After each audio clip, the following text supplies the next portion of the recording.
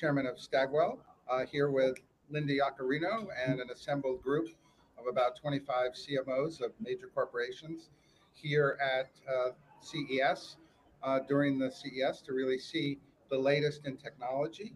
And we're graced with Elon Musk, who has consented to give us some of his time to answer some of these really burning questions about technology, how it's going to develop and change our lives, and Sure. how some of his interactions with government may also change our lives as well. Yeah. And so if I might start off with kind of a big overall question, and I'll do some questions, and then we'll get some questions in from the group.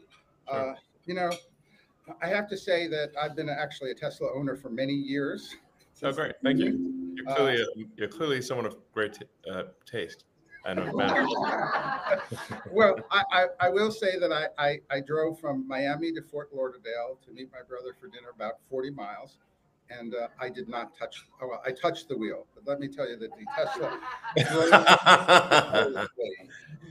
during that. The car drove itself, is what you're saying, and you did not need to intervene. It did not need me for this Yeah. entire ride. Yeah. So I It's was, pretty magical. It's like like when you tell people that they've not experienced it, they don't believe you. You know. Yeah. yes, and I didn't believe me either. Yeah. Okay. Because I've been a skeptic about how far it would go. Sure. And your latest releases of software are really incredible. So Yeah. I Thank you. encourage people to try them. As a big question, and in that vein, coming in the next decade, what do you think is going to be the greatest advances in technology that will affect people's lives? What should they be expecting to see here from technology in their lives? Okay. Well, I don't want to blow your minds, but AI is going to be big.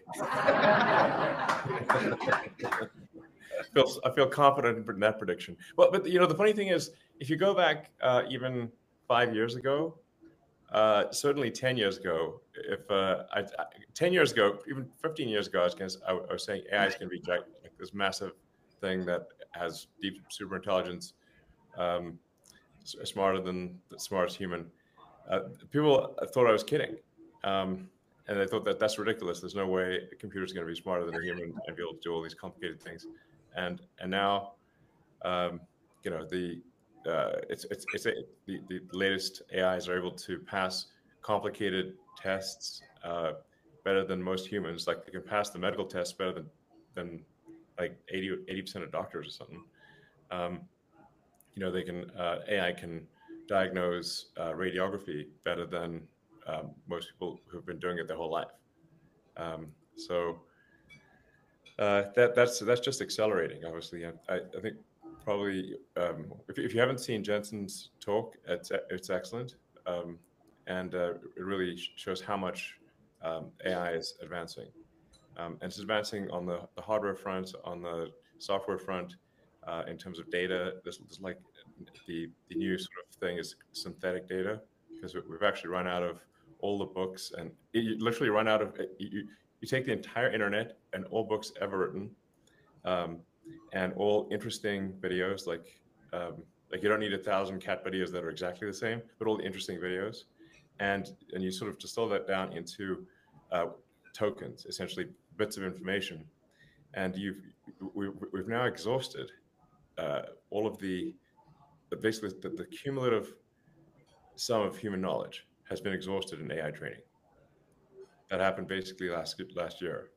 And so the only way to then supplement that is with synthetic data, where the AI it'll sort of write an essay, or it'll come up with a thesis, and then it will grade itself, and sort of go through this process of self-learning with synthetic data, which is always challenging, because how do you know how do you know if it hallucinated the answer or it's a real answer? So it's challenging to find the ground truth, but it is pretty wild that AI at this point has run out of all human knowledge to train on, which is crazy. I know that you're building for Grok the largest AI center on the planet, and We already have, yeah. It's an operation. Microsoft is planning $80 billion, where I used to work for a while. But that's a lot of money. by anyone's standards, really, you know. But what does it kind of mean? You know, I did a poll and we asked, is AI making a difference in your life today? 13% said yes. And they said, in 5 years from now, will AI make a difference in your life? 87% expect in 5 years it will make a difference. What Oh, is it? gigantic difference. Okay. What is it going to do for people? Is it going to put them Anything you out of want. work or to work? Right? AI will do anything you want and even suggest things you never even thought of. So, I mean, AI really within the next few years will be able to do any cognitive task. You like, it obviously begs the question: what are we all going to do? You know, um, but pretty much any cognitive task that doesn't involve atoms, AI will be able to do within, I'd say, max 3 or 4 years, maximum. And then, now, then the another element of it is the robotics. Is that you need so you can't just be thinking. AI can't just be thinking in a data center. It's got to do things. So that's where you need the robots. So and you need you know, self-driving cars, which obviously you've experienced, and that rate of improvement is exponential in how good the self-driving cars are. Um, you know, we feel confident in passing the you know, basically being better than human driving um, in about 3 months, basically Q2 of this year. We feel confident of passing, uh, having a probability of accident that is better than the average experienced driver. And then it'll keep going from there. Ultimately, I think it's going to be 10 times safer than a human driver, and then 100 times safer. Like it's to the point where really it just won't crash. Um, so and that's happening this year with Tesla. So Tesla, and this is a software update to, you know, our cars. So as you've experienced yourself, um, it's the same car. It got a software update, and suddenly it's way smarter at driving. Well, Um, let me try a few timelines then, because look, I'm not the youngest guy around, so I yeah, want you to look be young. here for Yes, as much I mean, technology. Yeah, my true. standards for what is young get older every year as I get older. I used to build computers in kits, right? When you couldn't buy them yet, and I don't have to do that anymore. But Yeah. so self-driving, some timelines, self-driving cars, certified, government certified self-driving. You think will be within a year, two Well, years? I mean, there already are autonomous. You know, in some regions, like Waymo has autonomous vehicles with no one in it, but they're limited to like a few cities in the U.S. Um, the Tesla solution, which is a much more difficult path to go, but ultimately much more powerful, is a general solution to self-driving. So the Tesla software is just purely AI and vision. Doesn't rely on any expensive sensors, no lidars, no radars, um, or it doesn't even require knowing the area beforehand. Like you could have it drive someplace it's never been before, and no Tesla's ever been before. It could even be an alien planet. I mean, and the car will still work, still drive. So so that's this year, you know. Um, And when can I get a home robot? Okay. right.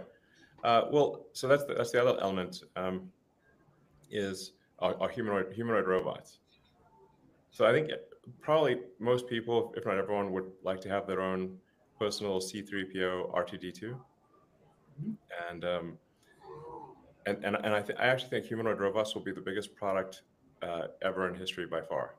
I agree. Uh, yeah, it's just wild because you can just say, well, every human is going to want one most likely, and some will want two, and then there'll be all of industry in terms of providing products and services. So that you have to say, what's the ratio of humanoid robots to humans? My guess is it's at least 3 to 1, 4 to 1, maybe 5 to 1. So we're talking about 20, 30 billion humanoid robots.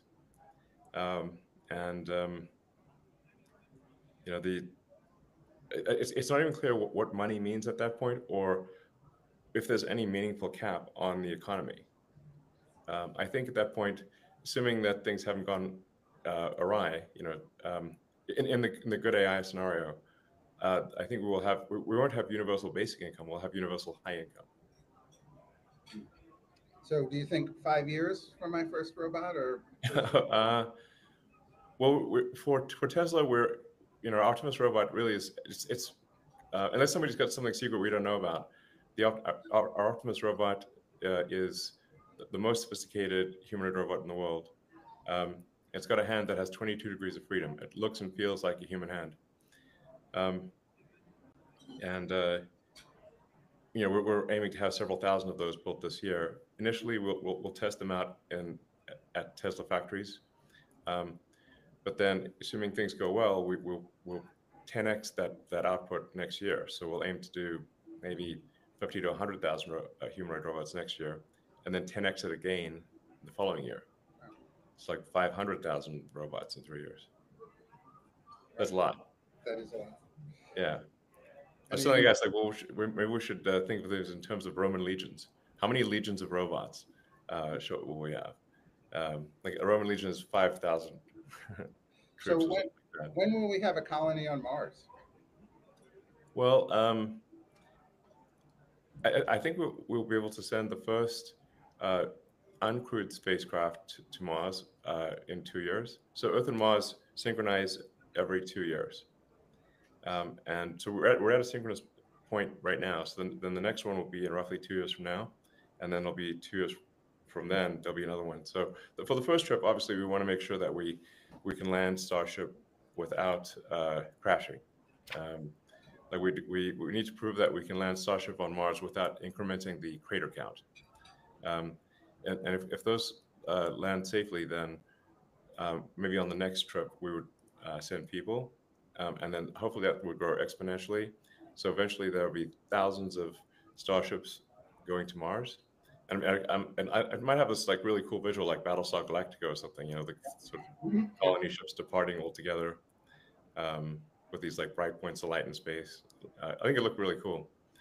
But I think the goal has to be to get to the point where Mars is self-sustaining. So the point at which Mars is self-sustaining, which is really defined as the point at which if the resupply ships from Earth stop coming for any reason, that Mars doesn't die out, that Mars can continue to grow. So if there's something that happens on Earth, like let's say there's a World War III or some natural disaster or who knows what, but for whatever reason, the resupply ships stop coming.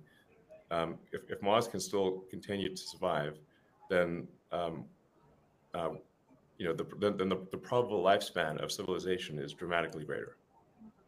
So if you sort of stand back and say, how would you evaluate any civilization? You'd say like, well, is that civilization still stuck on its home planet, or are they a multi-planet civilization?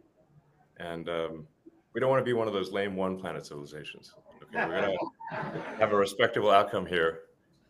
Even if we don't make it beyond our solar system, we're at least got to get to another planet. Well, and finally on my list, brain to technology communication. Yeah. Direct communication. Am I going to see that also? Because right now this is looking pretty good for me.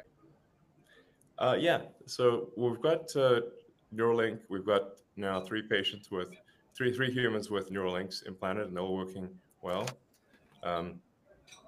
And we've upgraded devices where the devices will have more electrodes, basically higher bandwidth, longer battery life, and everything. And so we expect to, hopefully do 20 or 30 patients next year, or this year, I should say, with the upgraded Neuralink devices. And our first product is we're trying to enable people who have lost their brain-body connection, so they're tetraplegic or paraplegic, or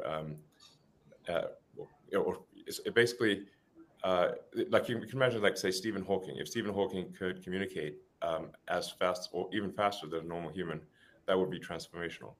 Yeah. So that's sort of our first product is being able to read the motor cortex of the brain and say that if you think about moving your hand, it will move the cursor on the screen, and it enables people to control their computer or their phone just by thinking. And then our next product will be blind sight, so that even if somebody has lost both eyes or has lost the optic nerve, or even if they've been blind from birth, we can interface directly with the visual cortex in the brain and enable them to see. And we already have that working in monkeys. actually have a monkey who's now had that for I think 2 years, and so that enabling sort of basically enabling people to uh, control devices. And ultimately, we think if you have a second Neuralink device that is past the point where the spinal damage occurred, we can actually transmit the signals from the brain past where essentially the wires are broken and enable someone to walk again. So that would really be profound, obviously. But I'm confident that that is physically possible. And then the long-term goal for Neuralink is to be able to improve the bandwidth. So right now when we're speaking, our bandwidth in bits per second is quite low, and the sustained bandwidth of a human is less than 1 bit per second over a 24-hour period. So there's 86,400 seconds in a day, and the average human outputs much less than 86,400 bits in a day. If someone's a writer, they'll exceed that, but most people do not output more than the number of seconds in a day. And but with a Neuralink, you could increase that output capability by 1,000 or maybe 1,000,000. So it would be a profoundly different experience. Like you'd be superhuman, essentially. Well, put me down for all of this so far. Okay. An early adopter. Yeah. Uh, And trust me, you'll really like the chip. I can guarantee it. and let me kind of bring us down to earth for a question on Doge. Yeah. I worked very closely actually with President Clinton in the 90s, where we did have reinventing government. We did balance the budget in 2 years, actually. That's awesome. Oh, those were the days. Well, it's been a while. It didn't last very long because it didn't last very long. It got blown up very quickly.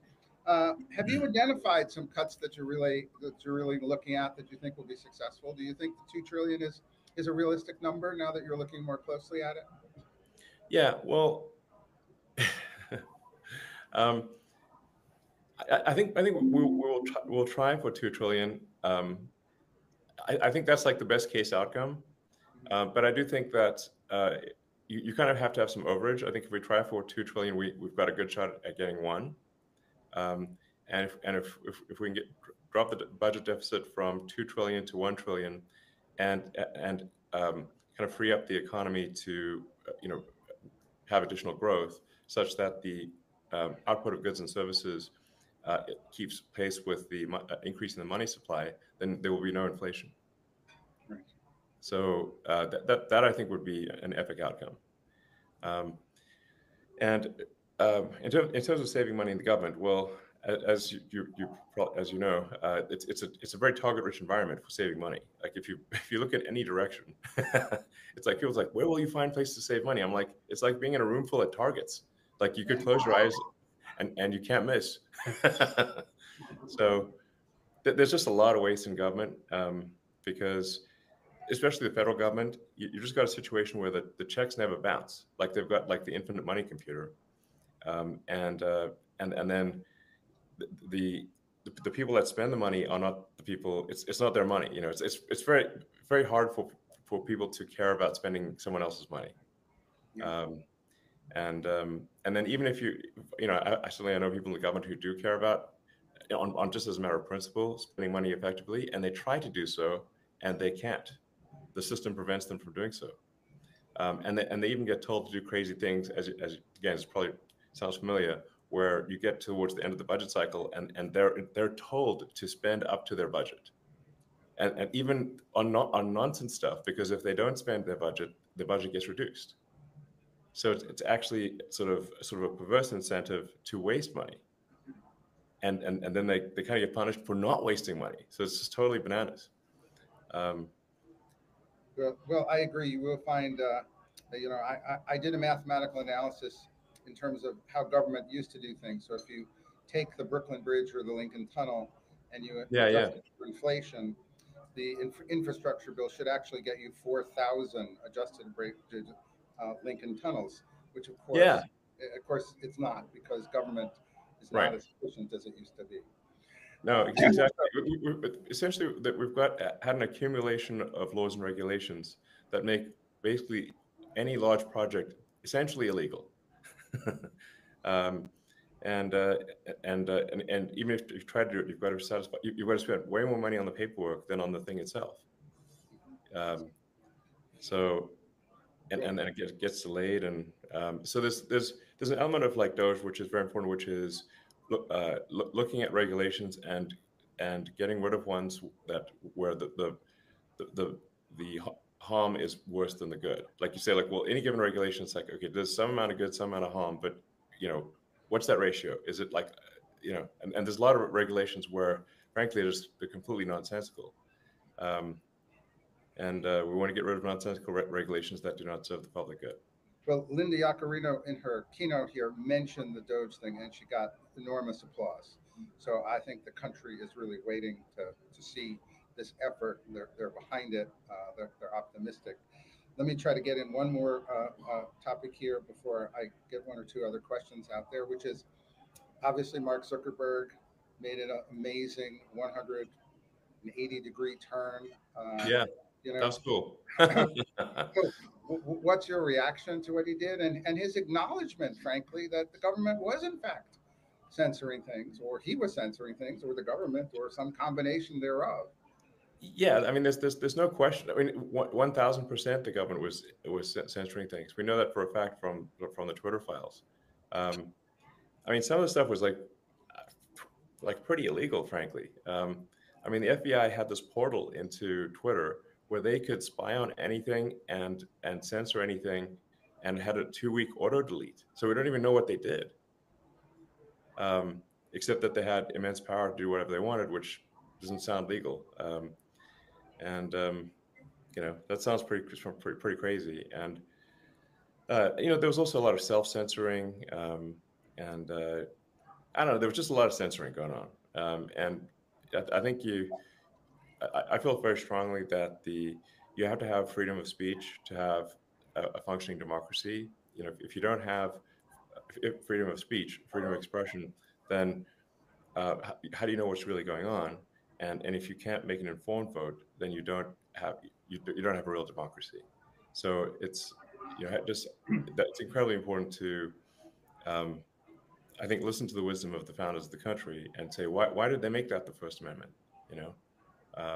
And they did it for a reason. It's because they came from places where where there was massive censorship, and the penalties for speaking your mind would be fines, imprisonment, or death. And they're like, we really don't like that. We want that to not be the case in America. So then they, freedom of speech. And so you just posted, you are the media. Are you citizen journalism? I mean, yeah.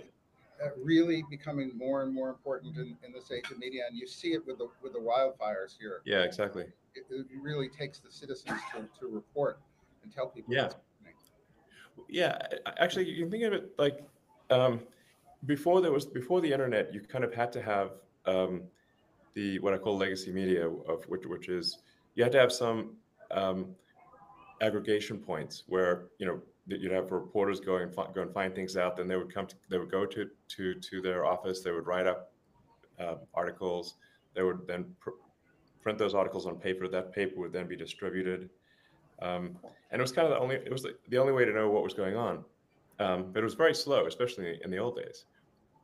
I think when Lincoln was assassinated, I think it took like 3 weeks for that news to reach Asia or something like that. And in fact, in the old days, like you wouldn't even know that your country had gone to war because it would take like a month for the fact, hey, we're at war, to reach your village. Yes, well, we actually learned about Pearl Harbor because we decoded the Japanese. Yeah. They didn't know that we decoded their cyber system right. at the time, and that's how we actually learned about it. Yeah. And we have just, if I can squeeze in, I just got 3 minutes here. It's fine. You got a little longer if you want. Okay. Thank you. So I got 3 questions in from the audience that Dan Gardner and Toby Daniels of On Discourse want to know, do you think the internet sucks? And what do you think we need to do to fix it? You mean the content on the internet or your internet connection? Because Starlink can help you on the internet connection. Starlink is great for internet connectivity. Um, especially for like places that have bad connectivity. In fact, I think Starlink is really having a significant effect in terms of lifting people out of poverty. In fact, in many parts of the world where people have a product that they want to sell, but if they don't have an internet connection, they can't do it. Or if they want to learn things, like basically you can learn anything on the internet for free. Like MIT has all its lectures that are available for free on the internet, but you need an internet connection. And so once you have an internet connection, you've got access to education, you've got access to a global market. So I think it's very significant how connectivity makes difference in people's lives. But now, with respect to maybe the question was geared at like, is there too much negativity on the internet? Um, the I think at times there is too much negativity, and actually on the X platform, I proposed like, well, we were going to tweak the algorithm to be a bit more positive, and then people got upset about me for that. I'm like, okay, like, what do you guys want? Well, actually, the second question from Zach Moffat, CEO of Target Victory, was how do you make pessimism uncool again? So I think it Sure. ties to maybe exactly what you're saying, which is that it's become people are afraid. This used to be a can-do nation, Yeah, so always very positive, and yeah. now the country. When I ask if we're on the right track or the wrong track, they never say that we're on the right track anymore. Okay.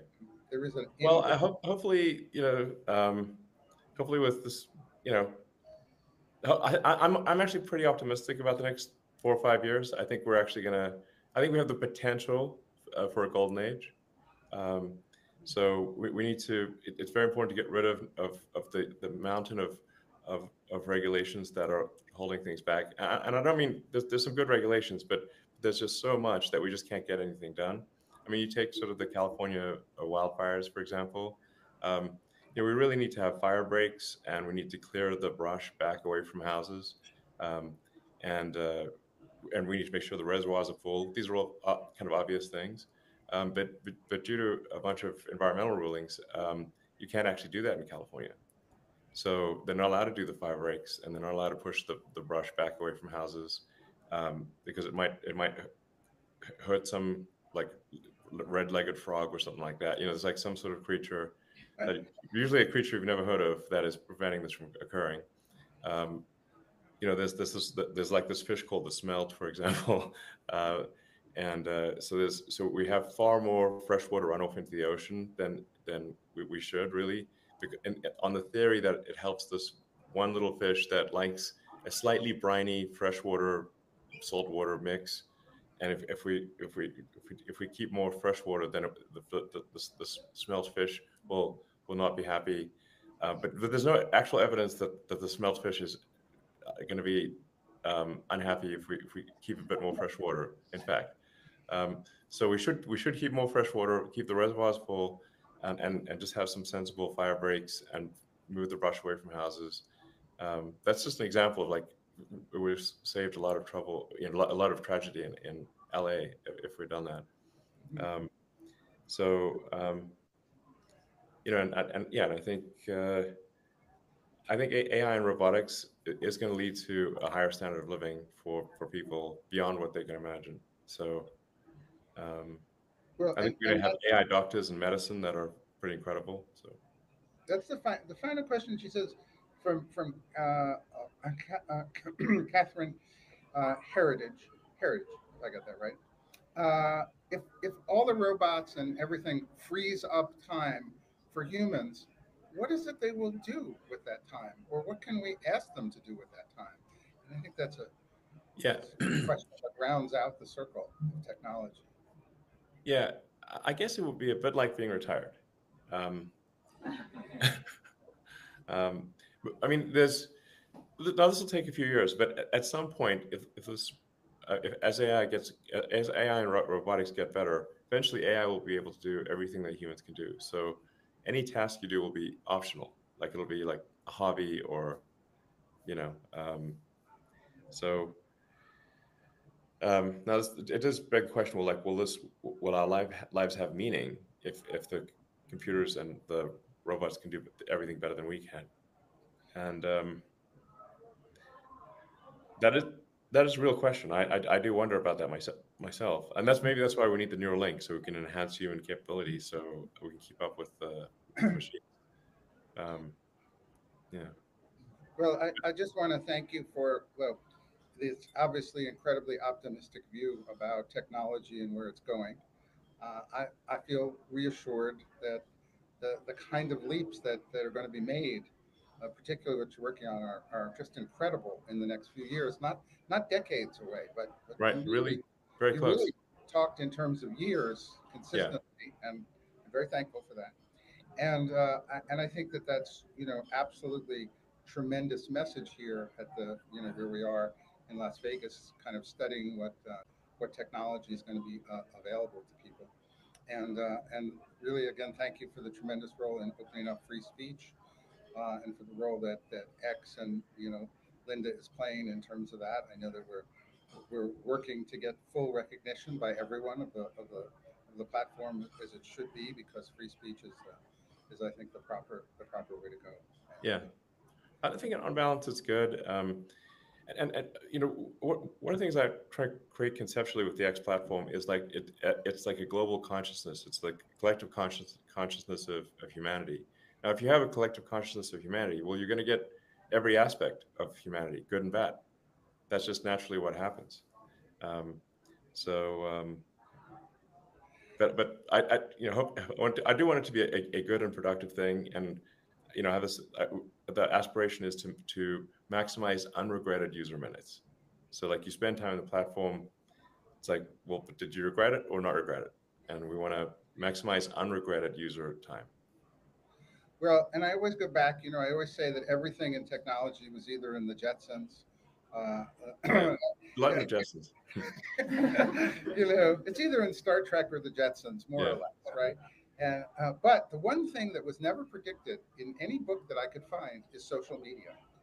So it's the one thing that they Yeah. never really. There's no book built around how social media would develop, how it would really impact society, Yeah. how it would move political movements, and so forth. And it's interesting that everybody missed that in their projections. And so I guess the last closing question maybe is what do you want X to be, and where is that platform going to go? And I think that's a Yeah. great. Well, I mean, I do want X to be a force for good. That exactly, because um, um, I do want X to be a force for good, and I do view it as sort of like the group mind of humanity, and we want to have a sort of a healthy, happy, and sane group mind versus the opposite. um, and I mean, or yeah. So I want it to be just like the best source of truth. Like, if you're trying to understand what's going on in the world, that it has the most accurate, the most up to date information about anything large or small. Um, so so it gives you the best understanding of what's going on in the world. Anywhere, anytime. Um, yeah. Terrific. Thank you. Any closing thought you want to leave us with? Otherwise, I want to thank you for being so generous with your time. You're welcome. I think I would encourage people to be optimistic about the future. I think it is much more likely to be good than bad. So that's my prediction. Thank you.